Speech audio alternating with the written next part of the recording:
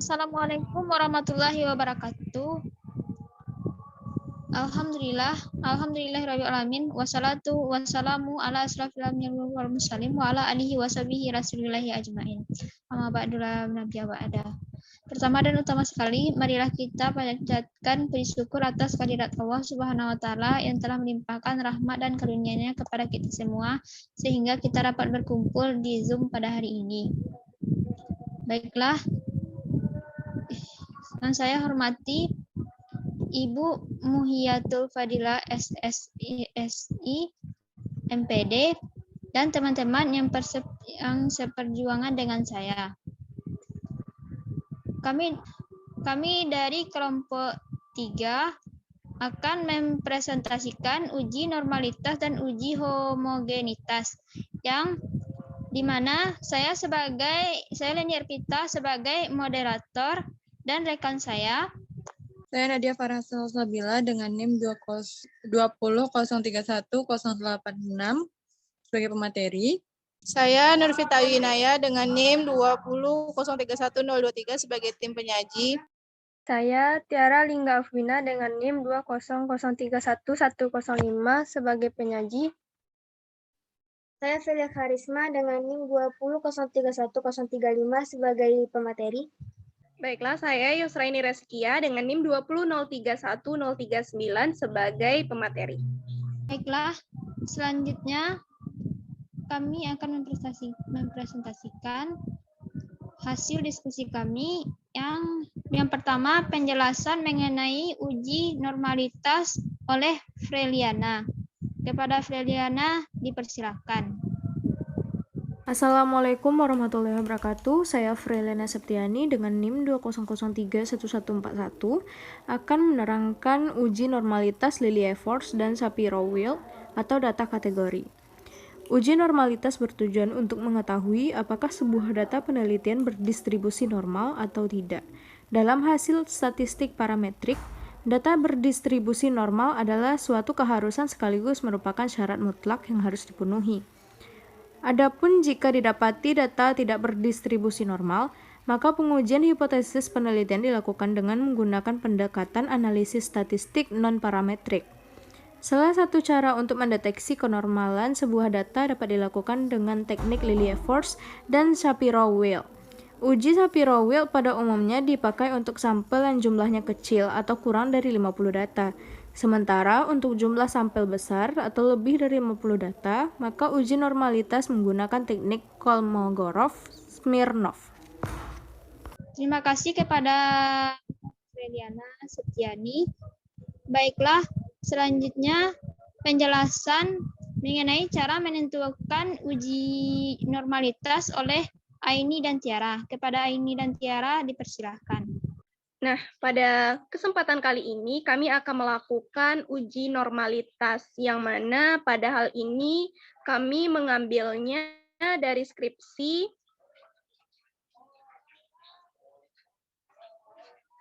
yang berjudul Pengaruh Model Talking Stick dalam Pembelajaran Biologi Materi Sistem Pencernaan pada Manusia terhadap hasil belajar kognitif dan afektif peserta didik kelas 8 SMPN 5 Sungkai Utara. Untuk yang pertama yang kami analisis menggunakan SPSS yaitu uji normalitas. Nah, tentunya dalam uji normalitas ini kita menganalisis data nilai dari peserta didiknya.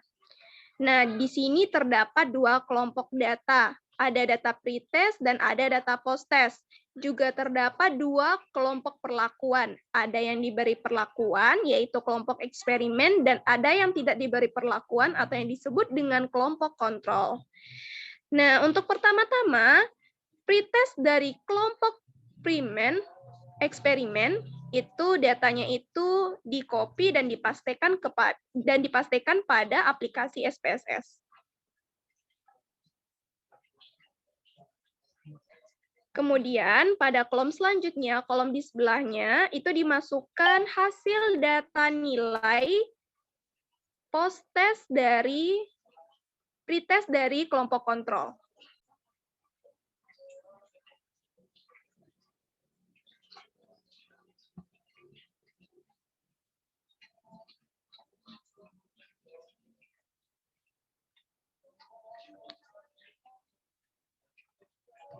Nah, sesudah dilakukan hal ini, maka kita tekan pada bagian variable view, kemudian kita ganti namanya untuk nama yang pertama, yaitu hasil underscore eksperimen.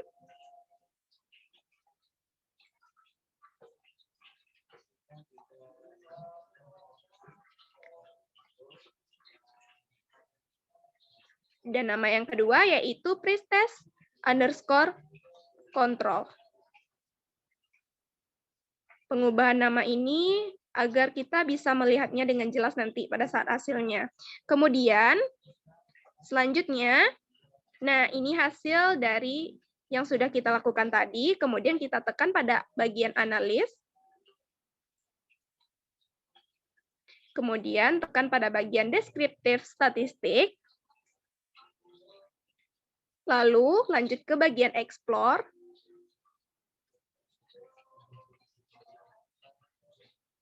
nah, lalu kita ubah bagian panahnya, bagian panah yang pertama.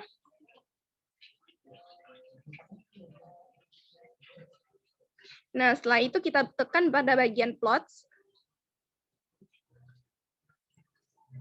Kemudian pada bagian box plot itu diubah ke none. Dan pada bagian deskriptif hilangkan tanda centangnya. Lalu beri tanda centang pada normality plots with test. Nah, lalu tekan continue. Dan tekan OK.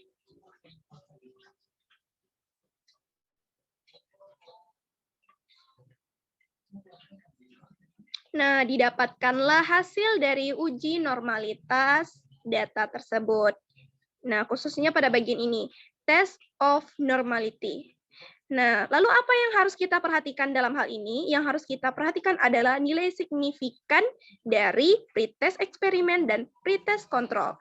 Nah, peraturannya, bila nilai signifikan dari pretest eksperimen ataupun kontrol itu kurang dari 0,05, maka dapat dikatakan bahwa data tersebut tidak berdistribusi normal. Nah, sebaliknya, bila datanya itu, bila hasil signifikannya itu lebih dari 0,05, maka dapat dikatakan bahwa data tersebut berdistribusi normal. Mari kita cek satu-satu. Untuk yang pertama yaitu pretest eksperimen didapatkan hasil signifikannya yaitu 0,200, yaitu lebih dari 0,05. Dalam artian berarti hasil dari pretest eksperimen ini menunjukkan data yang berdistribusi normal. Sedangkan pada pretest kontrol didapatkan signifikannya itu adalah 0,042 dengan artian kurang dari 0,05. Hal ini berarti bahwa pretest kontrol ini datanya tidak berdistribusi normal.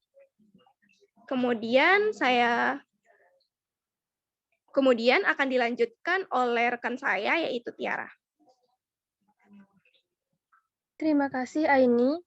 Baiklah, saya akan melanjutkan materi mengenai uji normalitas. Selanjutnya yaitu pada data post-test eksperimen dan post-test kontrol. Langkah yang dilakukan sama dengan pretest eksperimen dan pretest kontrol, yaitu mengcopy post-test eksperimen dan memindahkannya ke aplikasi SPSS. Lalu mengcopy post-test kontrol dan pastikan ke aplikasi SPSS.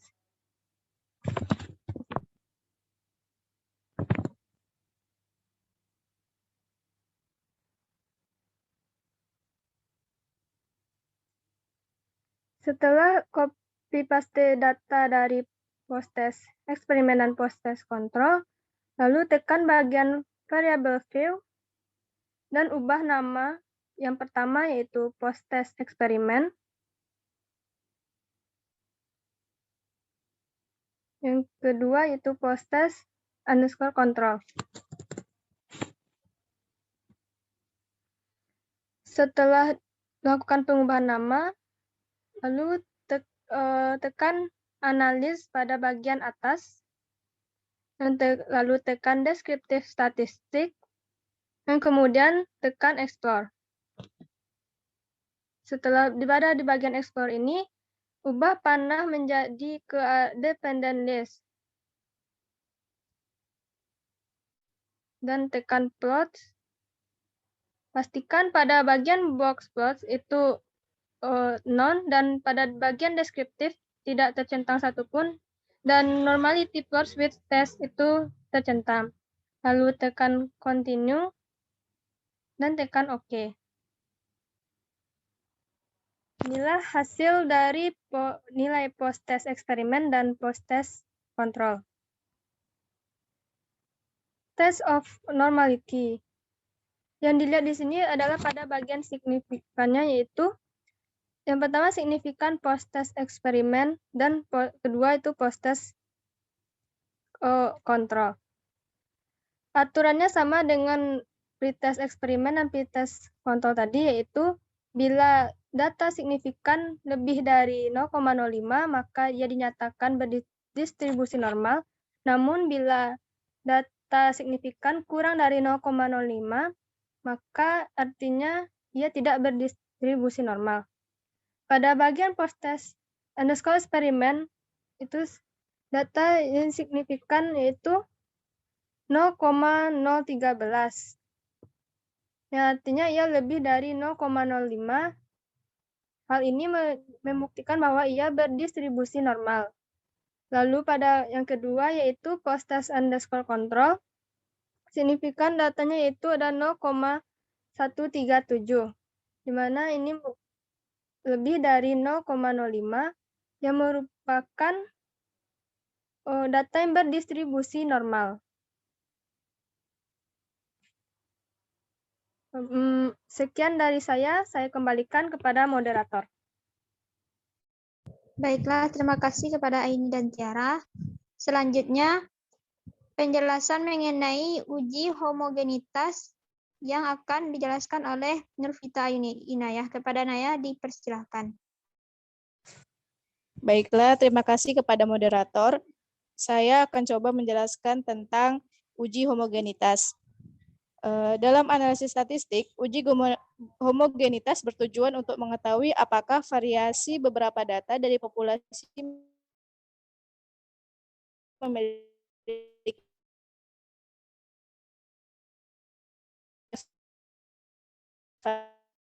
varians yang sama atau tidak. Syarat mutlak dalam analisis corporate asumsi yang mendasari dalam analisis of variance atau ANOVA, yaitu bahwa varians dari beberapa populasi adalah sama atau homogen. Homogenitas bukan merupakan syarat mutlak. Artinya, walaupun varians data tidak sama atau tidak homogen, uji independen sampel T-test masih tetap dapat dilakukan untuk menganalisis data penelitian. Akan tetapi, pengambilan keputusan mengacu pada hasil equal variance not assumed. Dasar pengambilan keputusan dalam uji homogenitas, seperti pada uji statistik lainnya, uji homogenitas digunakan sebagai bahan acuan untuk menentukan keputusan uji statistik berikutnya. Menurut Joko Widianto, 2010, dasar atau pedoman pengambilan keputusan dalam uji homogenitas adalah sebagai berikut. Yang pertama, jika nilai signifikansi atau sig kecil dari 0,05, maka dikatakan bahwa varians dari dua atau lebih kelompok populasi data adalah tidak sama atau tidak homogen.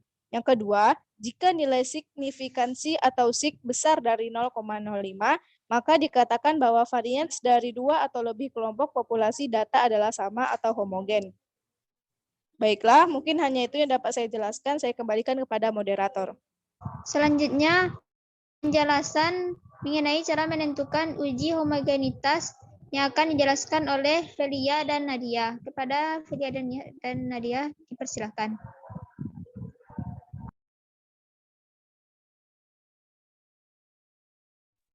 Baiklah, terima kasih atas waktu yang telah diberikan oleh moderator. Saya akan menjelaskan mengenai cara menentukan uji homogenitas.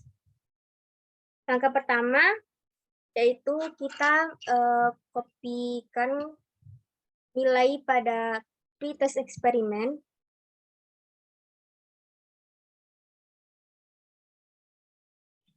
ke dalam aplikasi SPSS. Setelah itu, kita juga kopikan data dari nilai pretest control ke dalam aplikasi SPSS juga.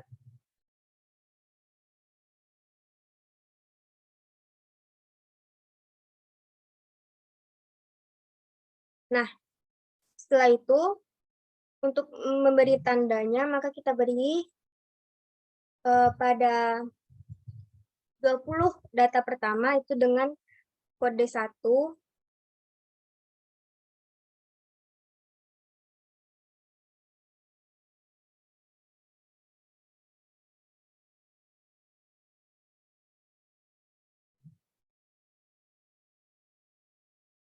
selanjutnya untuk 20 data berikutnya itu kita berikan kode 2.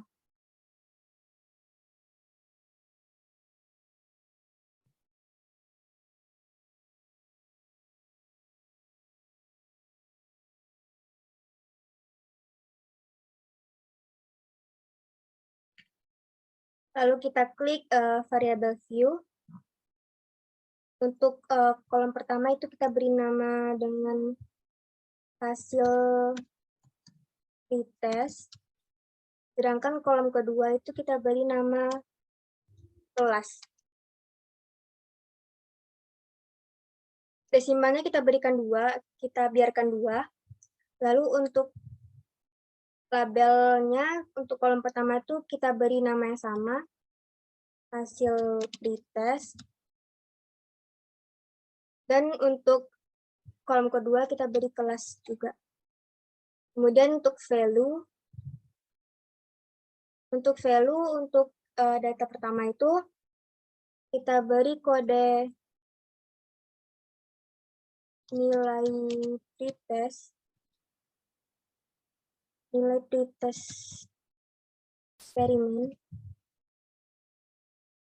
Kita add, klik OK. Kemudian value kedua kita buat nilai pretest control. Kemudian add, klik OK.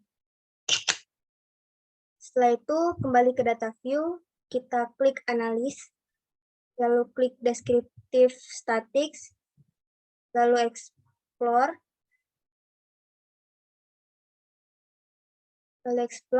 Hasil pretest atau kolom pertama ini kita pindahkan ke dependent list. Kemudian yang kolom kedua kelas kita pindahkan ke factor list. Lalu klik plots. Box plotnya kita biarkan factor level together. Deskriptifnya kita biarkan stem and leaf. Kemudian normality-nya tidak perlu dicentang. Selanjutnya, karena ini untuk uji homogenitas, maka untuk split vs level with event test itu kita klik di power estimation. Lalu continue, kemudian OK. Maka keluarlah hasil dari uji homogenitas dari data yang telah kita cari tadi, dari data pretest eksperimen dan kontrol. Untuk uji homogenitas juga memiliki peraturan sama seperti uji normalitas, di mana untuk data based on mean-nya tuh kalau di bawah 0,5 maka data tersebut tidak homogen, sedangkan kalau itu di atas 0,05 maka datanya adalah homogen. Pada data ini dapat kita lihat bahwa based on mean dari pretest eksperimen dan kontrolnya itu dapatnya 0,057. Artinya data kita homogen karena 0,057 itu lebih besar dibandingkan dengan 0,05. Selanjutnya untuk uji homogenitas post-test akan dijelaskan oleh Nadia. Baiklah, terima kasih kepada Velia. Baiklah, di sini saya akan menjelaskan mengenai post-test kelas eksperimen dan kontrol, nilai eksperimen dan nilai kontrol.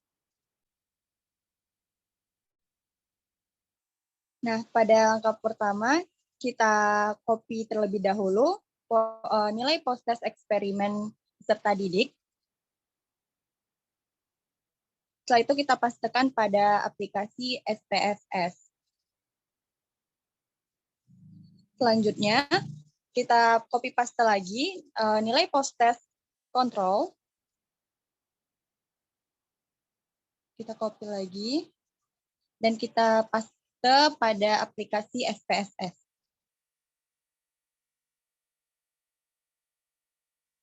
Nah, untuk 10 nilai post-test pertama yang eksperimen, kita beri kode 1.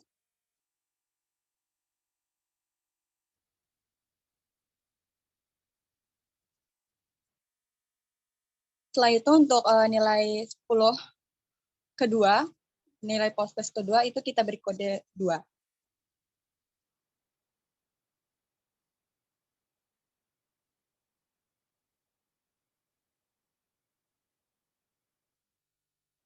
Setelah itu kita lihat dari variabel view-nya. Pada kolom pertama kita tukar namanya menjadi kelas post-test eksperimen. Hasil post-test eksperimen. Setelah itu yang kolom kedua kita tukar menjadi kelas. Labelnya juga. Untuk label di kolom pertama itu kita samakan dengan nama. Begitupun untuk kolom kedua. Label pada kolom kedua. Untuk value, pada value kita beri kode 1. Setelah itu labelnya kita beri hasil post-test. Post-test eksperimen. Setelah itu di-add. Lalu tekan OK. Nah, untuk value kedua, kita beri label kelas, hasil post-test control. Setelah itu add, lalu tekan OK. Kita balik ke data view. Setelah itu kita tekan analyze, di mana ada tombol descriptive statistik. Setelah itu kita pencet explore. Pada hasil post-test, kita pindahkan panahnya ke dalam dependent list. Setelah itu untuk kelas, kita pindahkan ke factor list.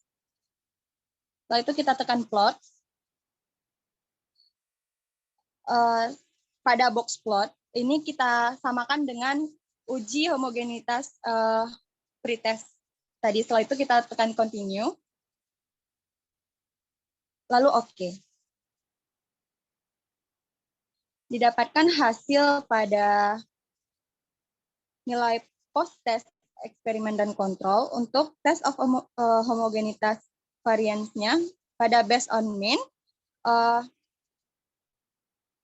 Didapatkan hasil signifikannya 0,951, di mana menurut aturannya jika nilai homogen berada di atas 0,05 itu menandakan data tersebut homogen. Sedangkan jika di bawah 0,05 data tersebut tidak homogen. Nah, pada hasil yang telah kita cari, based on mean-nya signifikannya didapatkan hasil 0,951, di mana data tersebut adalah homogen. Untuk based on median-nya juga seperti itu, berada di atas 0,05, yang menandakan bahwa data ini adalah homogen. Nah, mungkin sekian dari hasil yang saya sampaikan. Saya kembalikan kepada moderator. Terima kasih kepada Velia dan Nadia. Selanjutnya, membandingkan hasil uji normalitas di SPSS dengan hasil yang ada di skripsi yang Setelah dibandingkan, ternyata didapatkan hasil signifikasi pada uji normalitas dan uji homogenitas yang dilakukan pada SPSS berbeda dengan hasil yang ada pada skripsi. Baiklah, berakhirlah diskusi kita pada hari ini. Terlebih dan terkurang, kami minta maaf. Wassalamualaikum warahmatullahi wabarakatuh.